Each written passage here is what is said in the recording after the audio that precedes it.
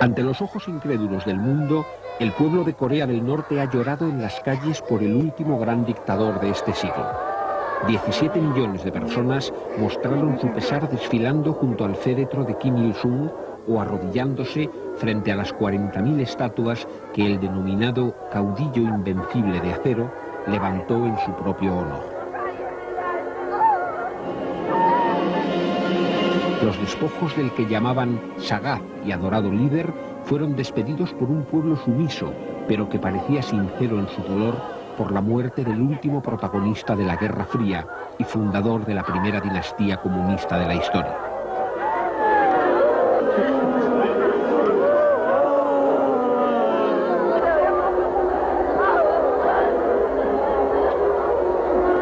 ¿Por qué lloran estas mujeres ante el cadáver de un tirano que gobernó sus destinos con puño de hierro? El dolor expresado por miles de plañideras coreanas tiene algo de fervor religioso y de fanatismo político.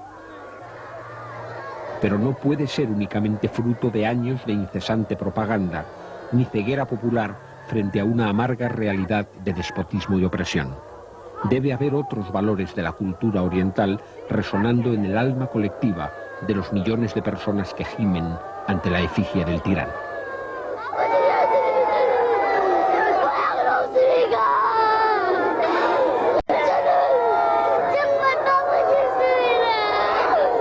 우리 조국의 융성 번영과 인민의 행복을 위하여 가장 험난하고 영광스러운 길을 걸어오시면서 하루도 편히 쉬시지 못하시고 서가신 민족의 최대의 영예로 가장 큰 자랑으로 간직해온 우리 인민이기에 그 일을 잃은 지금 우리 장군님을 높이 모시고 수령님께서 개통하신 혁명임을 끝까지 완성하는 곳으로서 반지상에 뚫읍시다! 뚫읍시다! 뚫읍시다! 뚫읍시다! Kim Il-sung había cumplido 82 años el pasado abril. Estuvo casi 5 décadas en el poder, desde que en diciembre de 1945 el padrecito Stalin le organizó unas elecciones que ganó con un elocuente 100% de votos. Su muerte ha sido una noticia esperada y repetida a lo largo de los años, pero vivió hasta enterrar a su padrino soviético, a su vecino Mao y a todos los personajes, aliados o enemigos, con los que compartió las primeras páginas durante los años de la Guerra Fría. Corea no ha llegado a conocer la democracia.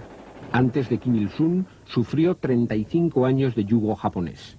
La guerra mundial le dejó una herencia maldita, porque el norte fue ocupado por las tropas soviéticas y el sur por las norteamericanas. Ambas potencias pretendieron imponer su dominio a través de dictaduras afines, y el paralelo 38 se convirtió en la primera frontera de la Guerra Fría, cuando el norte invadió el sur en 1950, desencadenando una lucha de 3 años en la que ningún bando logró imponerse. Kim Il-sung polarizó el orgullo de un pueblo humillado que se enfrentó al ejército americano 2 décadas antes que Vietnam. Y su guerra fue la primera que los Estados Unidos no pudieron ganar. No salieron vencidos de los campos de batalla, pero perdieron en ellos 50.000 hombres. Y su impotencia para derribar al enemigo comunista significó un desastre político. La figura de Kim Il-sung se agigantó porque los pueblos acosados siempre se agrupan en torno a sus líderes.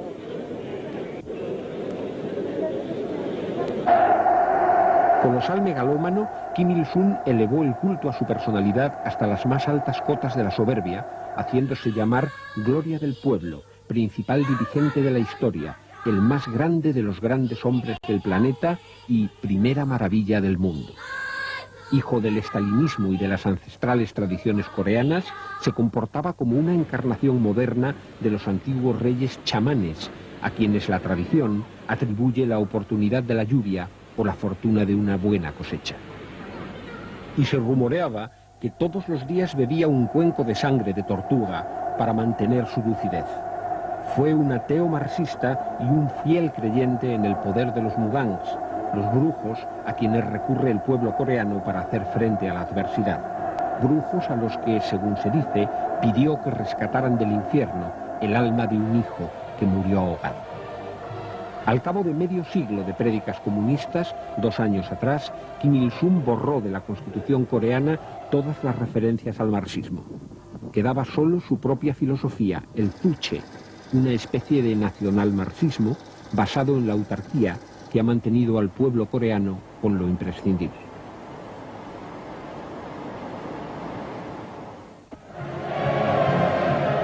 Kim Il-sung mantuvo su arrogancia hasta el borde del sepulcro. Durante sus últimas semanas de vida volvió a protagonizar un episodio de tensión internacional por el temor de que estuviera fabricando armas atómicas ante su negativa a permitir una inspección internacional en la industria nuclear coreana. El expresidente Jimmy Carter fue su último interlocutor para impedir lo que se anunciaba como una nueva crisis en Asia. Corea del Norte mantiene en sus celdas a más de 150.000 presos políticos, pese a que no se conozcan disidentes ni protestas populares.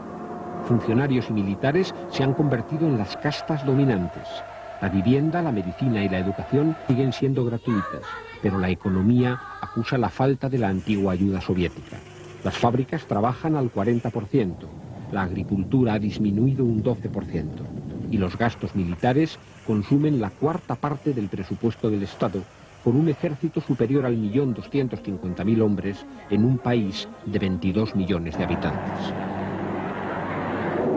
En el sur permanecen 37.000 soldados americanos en posiciones avanzadas, con las miras de sus armas puestas al norte del famoso paralelo 38. 250 kilómetros de zona desmilitarizada, en realidad una de las partes más militarizadas del mundo, que separan a las dos Coreas y constituyen la última frontera de la Guerra Fría. La reunificación es la tarea histórica que Kim Il-sung ha dejado pendiente.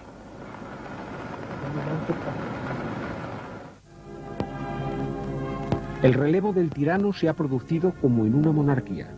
Su hijo mayor hereda la jefatura de un Estado, el mando de unas fuerzas armadas y el poder de un partido único. Hereda una dictadura comunista cuando la utopía del comunismo se ha desvanecido en todo el mundo. Kim Jong-il tiene 52 años. Su nombre significa auténtico sol y se adorna con los títulos de líder querido y estrella popular. Fue un niño solitario y la epilepsia que padece le obliga a permanecer largo tiempo sedado y recluido. Se casó 2 veces y tiene 2 hijos. Colecciona vídeos con cine americano que un centenar de funcionarios subtitula para él. Adora a Elizabeth Taylor y dicen que su visión del mundo es la que ofrece Hollywood. A la sombra del padre, escaló el aparato comunista hasta las más altas jefaturas. En todas las escuelas de Corea se canta un himno elogiando su sabiduría sin límites y sus hermosas ideas. Aparece vinculado a sangrientas acciones terroristas y es autor de libros doctrinarios y de numerosos discursos que nunca pronuncia, sino que son leídos por locutores en radio y televisión. Tenía en contra a su madrastra, Sung Ae, y a su tío Kim Pyong-il, que le obstaculizaban sus ambiciones dinásticas. Parece haber anulado a ambos en lo que sería su primera purga, política y familiar. Como al paso de una divinidad, los súbditos del fallecido guía terrenal se arrodillaban ante su cortejo fúnebre coreando la frase «Padre, ¿por qué te vas?». El locutor de la televisión coreana gemía, micrófono en mano, afirmando que incluso las montañas y los ríos lloran de pesar. Y el féretro del tirano, envuelto en una bandera roja y cubierto de crisantemos, exhibía la penúltima contradicción de su régimen, al ser transportado por un coche emblemático del odiado imperialismo norteamericano, marca Ford, modelo Lincoln Continental. Kim Il-sung ha pasado ya de las páginas de los periódicos a los libros de historia. La desaparición de su figura deja planteada la incertidumbre del futuro de las dos Coreas, y el último adiós de su pueblo suscita el misterio de unos sentimientos que provienen y se expresan desde una cultura muy distinta a la nuestra. En definitiva, si el alma del hombre es insondable, también debe serlo el alma de los pueblos.